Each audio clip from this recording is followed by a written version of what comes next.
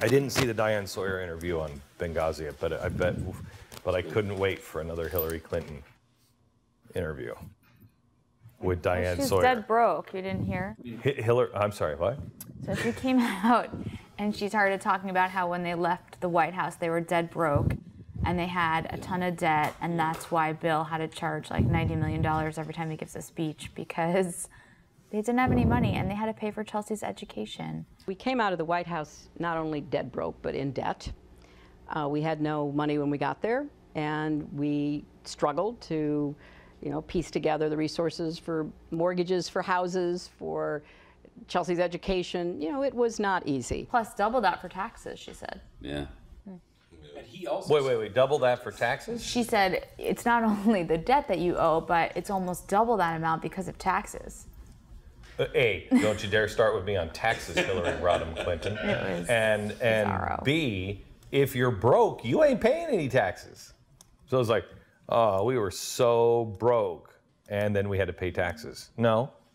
Well, if you have a lot of debt and your income doesn't cover that, in theory, you can still be paying taxes. That would be your problem of spending too much. Right. Well, no, it was not. It was Republicans' problem. And the media is covering for them on this seriously. They're saying everything she said was undoubtedly true. And the reason for that is because Republicans kept investigating them, and they built up all these big legal bills. And that's why, when she left, they didn't have any money.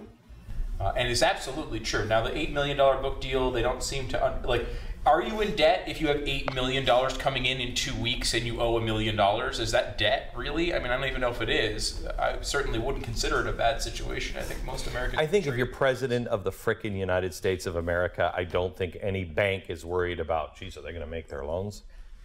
There's nobody on the planet that's worried if the president's going to be able to give a speech someplace. We went through the pension yesterday.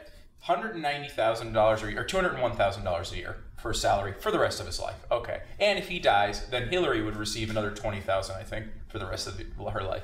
Then, in addition to that, it's like, again, I'm off the top of my head, $60,000 for phones, $70,000 for equipment, $20,000, again, these are all per year, for postage.